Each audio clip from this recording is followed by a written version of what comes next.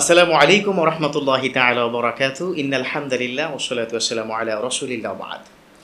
বিষয়টি হচ্ছে আজকে আমরা যে বিষয় নিয়ে কথা বলার চেষ্টা করব সেই বিষয়টি খুবই গুরুত্বপূর্ণ বিষয়।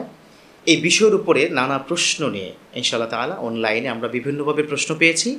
যে প্রশ্নগুলো আমি যখন উত্থাপন করব দেন ইউ রিয়ালাইজ সামথিং যে দিস ইজ মাই কোশ্চেন, এটাও আপনার কোশ্চেন বা এই কোশ্চেনটা আপনার ছিল। তো আমরা ইনশাআল্লাহ তাআলা আজকে দুটি টপিক নিয়ে কথা বলবো। নাম্বার ওয়ান ইজ হজ, যে হজ সম্পর্কে আল্লাহ পাক নিজে বলেছেন ওয়ালিল্লাহি আলান নাসি হজ্জুল বাইত মান ইসতাতা ইলাইহি সাবিলা। এই যে আল্লাহ পাক যে হজ ফরজ করিয়ে দিয়েছেন যাদের উপর, তারা আল্লাহর এই হজ ফরজটা ইচ্ছে করলে তারা যেন সুন্দর করে হজটি আদায় করে নেয়। তো এই হজ সম্পর্কে খুঁটিনাটি আমাদের আলহামদুলিল্লাহ বাংলাদেশ থেকে প্রায় 58,000 হাজি আলহামদুলিল্লাহ বাংলাদেশ থেকে হজে যাচ্ছে পর্যায়ক্রমে। কেউ হয়তো চলে গেছে মক্কায়, কেউ হয়তো বাড়িতে এখনও আছে। কিন্তু how to practice the Hajj, how to practice all of the regulations of Hajj, কী করে এই প্র্যাকটিসটা করা যায়, হজ কী করে সুন্দর করে আদায় করা যায়, ভুল ত্রুটিবিহীন হজ যদি আদায় করা হয়, আল্লাহ পাক তিনি কি বলেছেন, মান হাজ্জাল বাইতা কামা রাজাআনি ওয়ালাদাতহু উম্মুহু। বিশ্বনবী সাল্লাল্লাহু আলাইহি ওয়াসাল্লাম তিনি বলেছেন যে হজ্জে বাইতুল্লাহ যারা হজ করবে, জিয়ারত করবে, তারা সুন্দর করে পরিপূর্ণভাবে যদি জিয়ারত করতে পারে তাহলে সেই মানুষটি হবে কামা রাজাআনি ওয়ালাদাতহু উম্মুহু, যেন তার সন্তান, একটা মা যেমন প্রসব করে পৃথিবীর মধ্যে, সন্তান যখন শুভাগমন করে সে কিন্তু নেককার মাসুম বান্দা হয়ে যায়। সে নেককার মাসুম বান্দা একটা শিশু সন্তানের মতো হজ থেকে বাড়ি ফিরল। আল্লাহু আকবার। তো সেই হজের খুঁটিনাটি বিষয় নিয়ে আজ আমরা কথা বলবো। ওমা তাওফীকি ইল্লা বিল্লাহ আল্লাহু আ'লামু বিশ-শাওয়াব। বেশ কিছু প্রশ্ন এসেছে, আমি পর্যায়ক্রমে প্রশ্নগুলো বলে নিচ্ছি। যে প্রথম প্রশ্নটি এসেছে, কোন কোন শর্ত পূরণ হলে একজন লোকের উপর হজ ফরজ হয়? আল্লাহু আকবার। দেখুন, মোটা দাগে যদি আমি বলি, প্রথম কথা হচ্ছে 4টি শর্ত কিন্তু পূরণ করতে হবে। কতটি শর্ত? 4টি শর্ত। 4টি শর্ত যদি পূরণ করা হয় তাহলেই আপনি হজে যেতে পারবেন।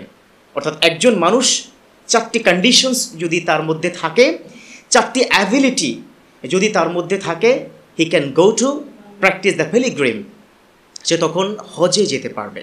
1 number, he have to be a Muslim, তাকে মুসলিম হতে হবে।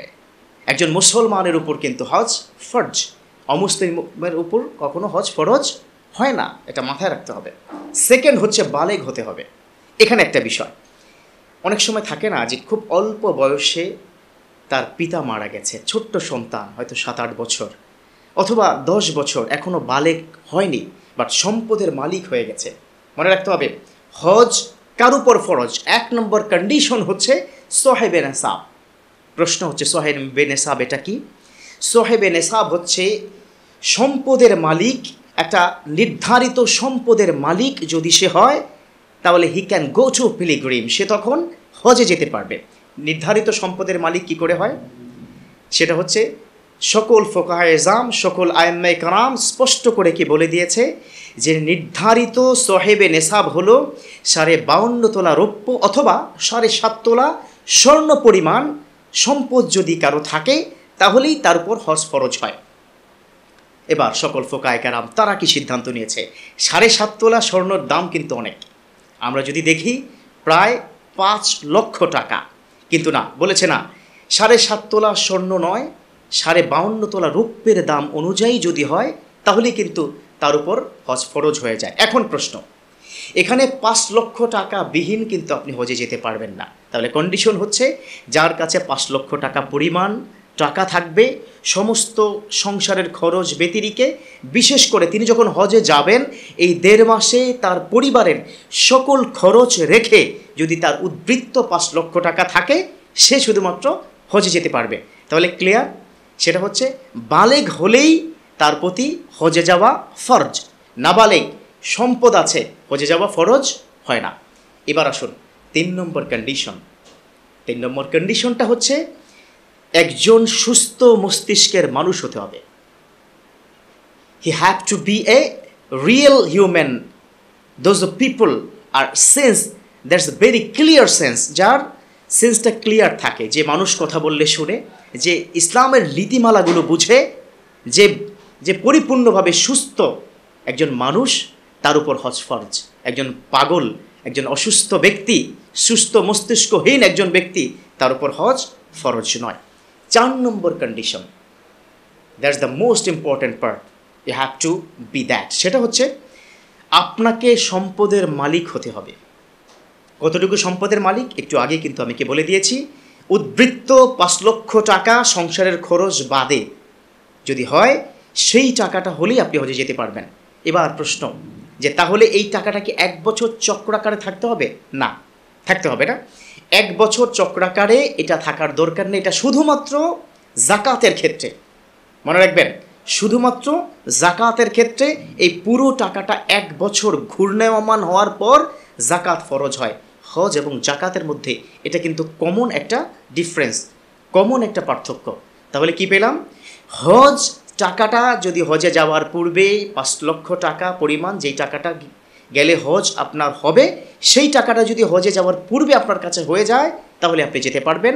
আর জাকাত পুরো টাকাটা 1 বছর চক্রাকার করে শেষ হলেই জাকাত ফরজ হয়। আলহামদুলিল্লাহ, আমরা এই 4টি বিষয় পেয়ে গেলাম। 1 নম্বর হচ্ছে মুসলিম হওয়া, 2 নম্বর হচ্ছে বালেগ হওয়া, 3 নম্বর হচ্ছে সুস্থ মস্তিষ্ক হওয়া, 4 নম্বর হচ্ছে শারীরিক এবং আর্থিক সক্ষমতা থাকা। আশা করি আপনারা বুঝতে পেরেছেন। আল্লাহ পাক আমাদেরকে এই পুরো বিষয়টা মানার এবং বোঝার তৌফিক দান করুক, আমিন। দ্বিতীয় প্রশ্ন হচ্ছে, যার উপর হজ ফরজ হয় তিনি কতদিন পর্যন্ত দেরি করতে পারবেন? মারাত্মক একটা প্রশ্ন, খুবই প্রয়োজনীয়। হজ ফরজ হয়ে গেছে, আমাদের দেশে কিন্তু এটা আছে, হাজার হাজার কোটি টাকার মালিক, তার তৌফিক হয় না, তৌফিক আছে যাওয়ার সুযোগ হয় না, সুযোগ আছে আল্লাহ পাক কবুল করছে না। মনে রাখবেন, ওমাই ইয়াতাওয়াক্কাল আলাল্লাহ ফাহুয়া হাসবুহু, those people are depends on Almighty, he is a good enough for every single body. সম্পদ আছে, আল্লাহর কবুলিয়াত নাই, আপনি হজে যেতে পারবেন না। অনেকের সম্পদ নেই কিন্তু মনের মধ্যে আকাঙ্ক্ষা, যাওয়ার ইচ্ছা, যাওয়ার তামান্না। দেখুন, এটাই হচ্ছে মূলত বিষয়। তাহলে কতটুকু দেরি করতে পারবেন? 1 মিনিটও কি দেরি করা যাবে না। হজের বিষয়টি আপনার উপর বর্তাবে, আপনি সাহেবে নেসাব হয়ে যাবে, আপনার সম্পদ থাকবে, হজ করার সামর্থ্য হবে, 1 মিনিটও দেরি করা যাবে না। কেন দেরি করা যাবে না? কারণ হজ তো ফরজ হয়ে গেছে।